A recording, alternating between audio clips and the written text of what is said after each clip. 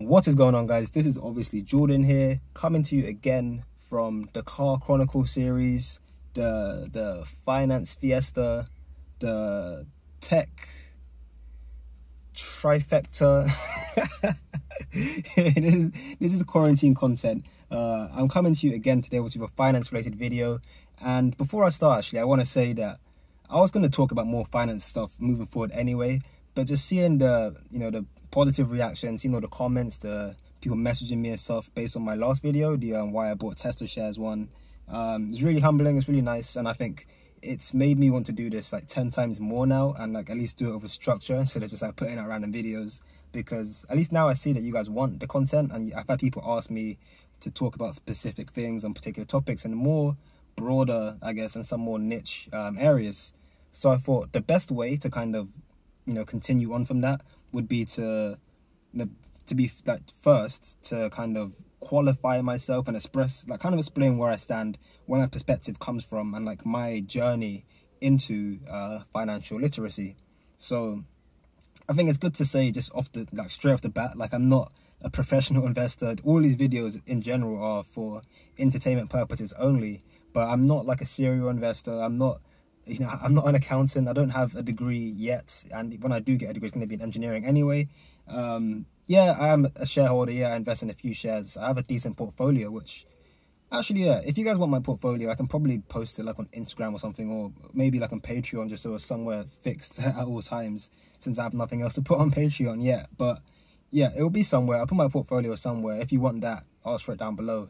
But yeah, I'm very new to this, even though I have a lot of knowledge and I have a lot of, there are a lot of tips and tricks that I'm privy to. Like, I've read quite a bit. I've watched a few videos, I've heard a few podcasts and stuff. I've spoken to people. Like, this is very niche to personal finance and a lot of things that come in and out of like day-to-day living. I'm not, again, as I said, I'm not like a serial investor, not a venture capitalist or anything. So that's kind of, just right off the bat, I just want to say that so people don't get the wrong idea. Like I know what I'm talking about, even though I kind of do, but I also don't.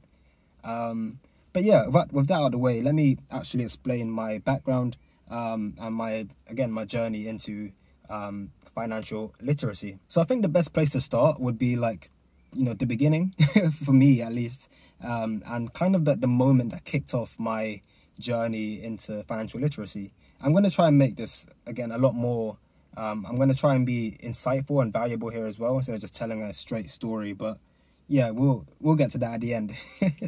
So where did it start for me? It would have been when I was 6, if not 7 years old, right?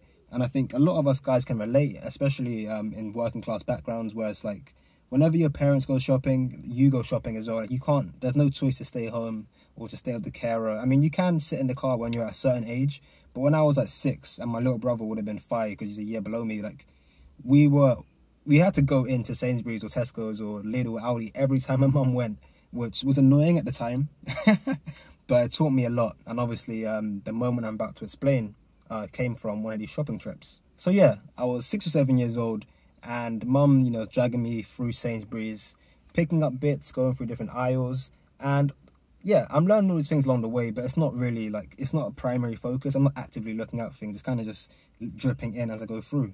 Stuff like, I'm seeing mum pick up like a Dolmeo jar, which is like not £5, it's like £3 for 300 milliliters. And then I can see at like eye level to me, like 3 shelves below, there's a bigger pack that's like 2 for £5. And it's like, this is such a better deal, which obviously now I'm privy to. I'm like, oh wait, I know there are better deals if I just look down and avoid this stupid eye level trick that shops always try and pull on you. But at the time, yeah, that's not really how things went. Of course, like, mum will go through different brands and think what's the cheapest, what goes off the latest and stuff like that. Like, there's obviously a bunch of tricks that just by going shopping as a normal person. But yeah, I'm being dragged through Sainsbury's, and I'm kind of going off topic, but I'm being dragged through. I'm kind of seeing things that I took forward to me now into university and stuff, that I see how to, the price per 100 milliliters or price per kilogram, and all these little tricks and tips that I'm privy to of shopping. But I think where it got interesting for me and where the moment kind of came from is at the end of the trip. So let me backtrack a little bit. So we're still walking around, going to different aisles and stuff, and obviously, as I said, with the whole eye level thing, as a child, shops know what they're doing as well. Like, they would deliberately put the more expensive stuff up here and cheaper stuff down there. And even at the till, when you were a kid, they always put the sweets and the colourful stuff and the toys like along kids' eye levels, because they know that the best person, the best salesman is a child, is a mother's child, because they'll pick up whatever the hell they want, just throw it in the trolley. So that's the thing. And where this became evident, I guess, in this trip, and how this, why this is so important to me now as an adult, is that we get to the till, and again, I pick up a bag of like Haribo Tang Fastics, because as I said, the shops are aware of this. They put the stuff there for you to see it. And I was a naive 6-year-old, as you'd expect from a 6-year-old. But yeah, I give the sweets to my mum, puts it on the till. The things are being scanned, and I kind of like look away at this point. I'm a 6-year-old kid, what do you expect? But I remember mum had loads of like stuff in her hand, which turned out to be vouchers, of course. And I'd been shopping with mum hella times before this, like a lot of times, and I'd never really thought twice about it. It's just like, you go shopping with your mum, it's normal. But this time was taking particularly long, and I wasn't really sure why. So I looked up, and I'm looking at mum, like seeing what's going on. I can see she's distressed. I can see the woman at the cashier looks frustrated. She's like unscanning things. And I'm like, what's going on? What's with the hold up?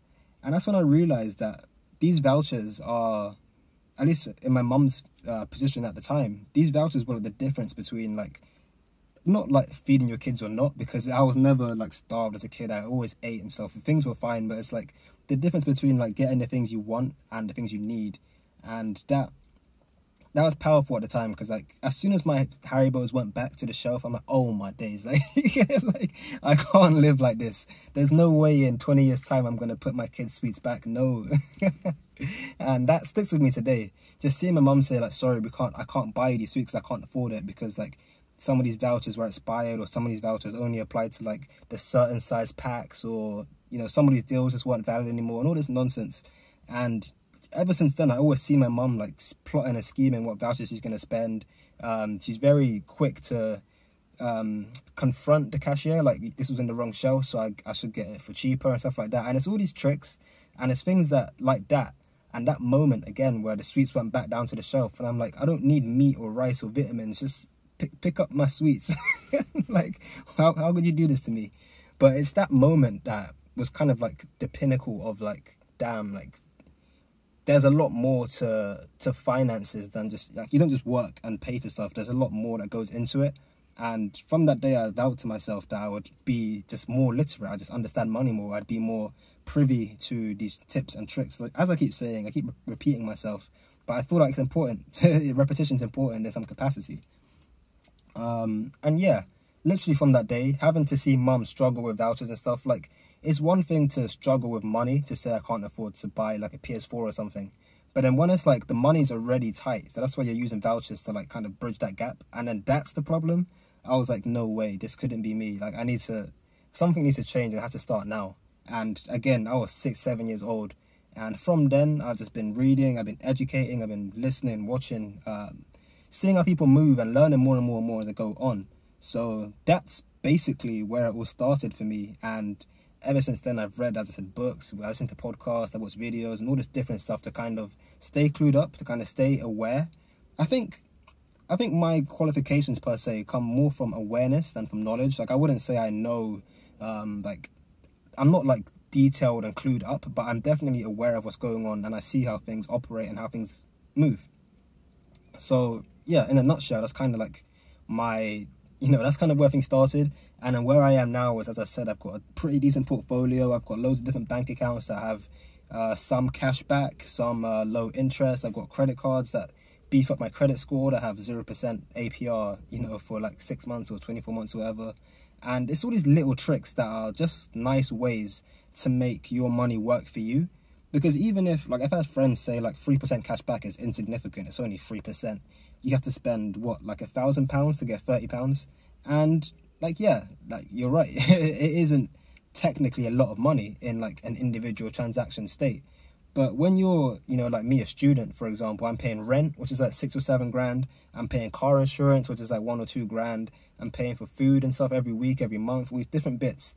I easily spend like 10k per year just on normal stuff, like, as I said, rent and car insurance. And it's like, and by the way, that's a lot of that is my student loan. Don't get it twisted. Like, oh, Jordan makes bare money. Like, no, I'm broke. I'm like perpetually broke. But the point is that, like, if I can take that, you know, 6 grand, 7 grand student loan and make 3% off of that just for myself, that's free money. Like, there are so many little tips and tricks, again, that if you're privy to, you can just make. It might not be a fortune. You're not going to be a millionaire by like having a cashback credit card, but it's these little things that will just keep you afloat. It could be the difference between, as I said, putting Haribo 10 Fastics down, or like buying those sweets for your kid because you just made 3% last week on a transaction that you just have extra money. And because of that and all these other little tricks that I'm aware of course, that's predominantly my again, my journey into where I am now. So my phone, funnily enough, my phone actually overheated just before the end of that video, which I guess, as far as good as technology is in 4K video and stuff like that, it's probably not a good idea to try and record for 15 minutes on end. But regardless, as I was saying before that video completely cut out on me, £300 per, like, as a bottom line. And to be fair, like, as I said like 10 seconds ago before I cut out, £300 is the difference between, could be the difference between at least Haribos and no Haribos, or like petrol and no petrol, or like rent and no rent.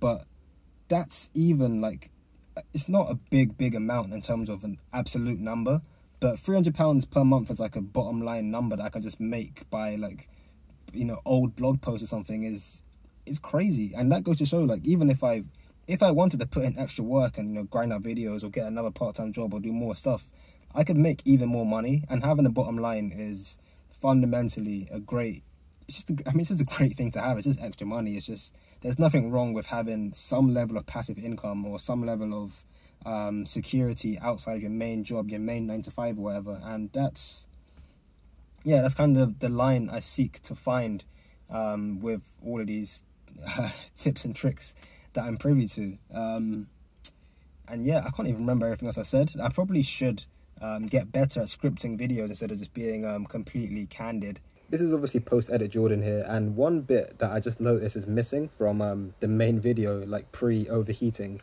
is a part where I talk a bit about privilege and kind of like recognizing the advantageous position I'm in. And that's not to say that I'm like super rich, but I'm in a good enough position to have the facility, you know, to work part-time and work more than one job, for example, or to open up a new bank account to leverage these discounts. Like, I appreciate that some people can't just pick up extra hours at work, you know, they can't just get a new bank account because of credit scores and stuff like that.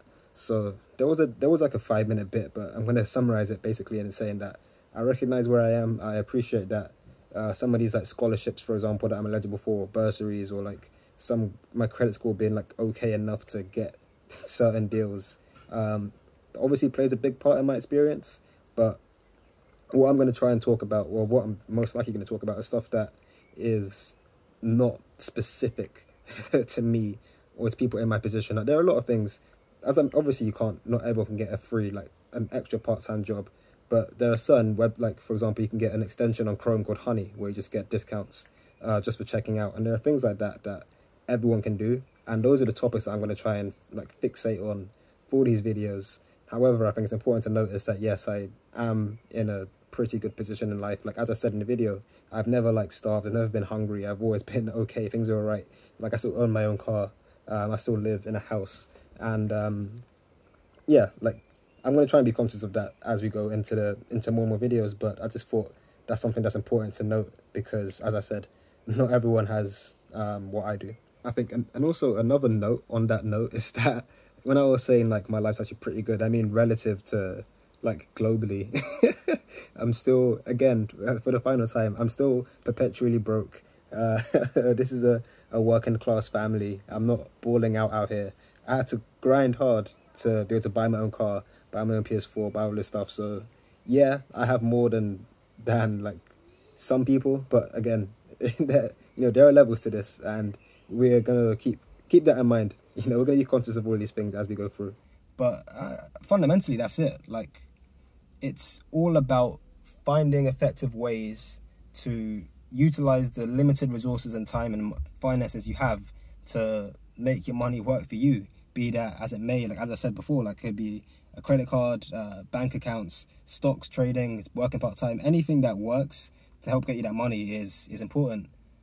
So yeah, instead of me waffling on any further and before my phone overheats a second time, that's basically it. That's kind of the main, the main parts of what I wanted to get across in this video. As I said, it's just a way to kind of qualify myself. So I put out a bottom line so you guys kind of know where I am and, the limits of my knowledge in this field. Obviously, like I'm nowhere near the final product. I'm going to keep learning more things, researching more things, and just getting smarter and getting better at doing this. And you'll probably find in some of these videos, like the things I talk about would be things that I would have researched for that video. Like I'm still learning in real time. So we're all going to grow together. It's going to be fun, of course, talking about more things. And as per usual, like if you have anything to say, any comments, any video requests, anything at all, get me below in the comment section or reach out on Instagram, Twitter, whatever your prized platform is. I think it's important to mention again as well, like if you do want to see my portfolio, I think it'll be on my IG story anyway. I guess within the next few days I'll put it on Instagram. But I think the best, safest place would be like Patreon, just so somewhere it's always there. And if you do want any more other specific things like that don't necessarily require a video, just hit me up, in the DM or something, and then I'll work something out. But until then, it's been good. I'm looking forward to putting up more and more finance stuff, and hopefully you guys can learn and enjoy from it too. Yeah, that's all from me. Peace.